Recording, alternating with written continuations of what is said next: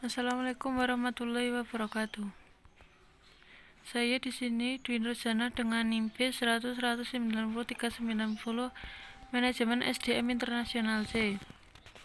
Saya di sini akan membacakan hasil review jurnal saja yang berjudul A Study of Green HR Diversity and its Effective Implementation in the Organization, a Review. Penulis Job Cheryl dan Jolie Cecok. Yang selanjutnya yaitu latar belakang. Ada kebutuhan untuk pendekatan proaktif untuk pengelolaan lingkungan di seluruh Indonesia. Keberhasilan perusahaan sebelum sangat tergantung pada promosi nilai ekonomi. Namun hari ini organisasi harus mempertimbangkan pengurangan ekologi jejak kaki dan memberikan pentingnya faktor sosial dan lingkungan bersama dengan faktor ekonomi dan keuangan untuk memungkinkan organisasi menjadi sukses di sektor korporasi sehingga memungkinkan pencapaian keuntungan oleh para pemegang saham. Yang selanjutnya yaitu tentang jurnal. Artikel ini menyajikan tinjauan penelitian yang membantu dalam mengidentifikasi bagaimana perusahaan saat ini mengembangkan sumber daya manusia. Yang selanjutnya itu tujuan jurnal. Dalam penelitian ini bertujuan untuk yang pertama yaitu organisasi berfungsi sehingga penting untuk mengidentifikasi dengan dukungan praktik manajemen sumber daya manusia. Yang kedua, untuk memungkinkan organisasi menjadi sukses di sektor korporasi sehingga memungkinkan pencapaian keuntungan oleh para pemegang saham. Yang ketiga yaitu untuk mengurangi kehancuran sumber daya tak terbarukan dan dampak negatif akhir yang akan terjadi pada masyarakat konsekuensi. Yang keempat yaitu untuk menjadi strategi yang diadaptasi oleh suatu organisasi dalam rangka menyelenggarakan pengelolaan lingkungan, strategi untuk melindungi dan mengukur aspek lingkungan. Selanjutnya itu responden dan metode.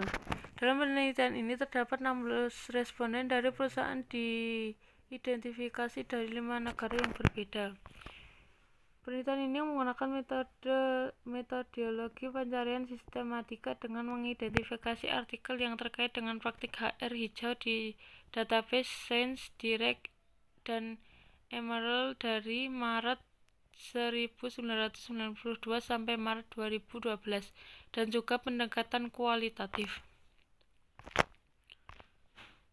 Yang selanjutnya yaitu hipotesis. Hipotesis yang pertama, pentingnya HRM dalam mengembangkan kebijakan pengelola lingkungan. Hipotesis yang kedua, organisasi sangat penting untuk daya manusia praktik manajemen. Yang ketiga yaitu peningkatan tingkat pencemaran lingkungan dan limbah yang muncul dari industri yang mengakibatkan peningkatan pelaksanaan kebijakan oleh pemerintah dan swasta. Yang selanjutnya yaitu hasil penelitian. Penting prinsip-prinsip SDM hijau yang organisasi harus mengadopsi selama pelaksanaan program manajemen lingkungan. Secara spesifik, implementasi yang berbeda dapat tipe untuk manajer dan supervisor. Hasil yang diperoleh dari penelitian ditentukan untuk memiliki implikasi bagi para sarjana dan personal bisnis. Dari perspektif para sarjana, literatur mayoritas hijau dan kompetitif, dan belajar dan hijau, dan pendekatan manajemen sumber daya manusia hijau diidentifikasi. Untuk organisasi yang diamati. Kesimpulan, dari tinjauan di atas, harus diakui bahwa pentingnya praktik HRM hijau sangat penting untuk dipromosikan semangat kerja karyawan, dan ini dapat membantu dalam mencapai banyak manfaat bagi perusahaan dan karyawan. Misalnya, berbeda manfaat yang dapat dicapai organisasi sebagai hasil dari pengenalan prinsip-prinsip HRM hijau di EMS meliputi yang pertama, peningkatan tingkat retensi karyawan. Yang kedua yaitu peningkatan citra publik. Yang ketiga yaitu peningkatan dalam menarik karyawan yang lebih baik. Yang keempat yaitu peningkatan produktivitas dan berkelanjut.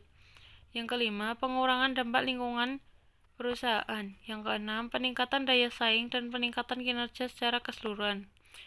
Selain itu, perlu diketahui bahwa pegawai yang terlibat aktif dalam pengelolaan lingkungan prinsip mungkin memakai peran penting dalam mencapai strategi lingkungan yang lebih baik untuk diterapkan.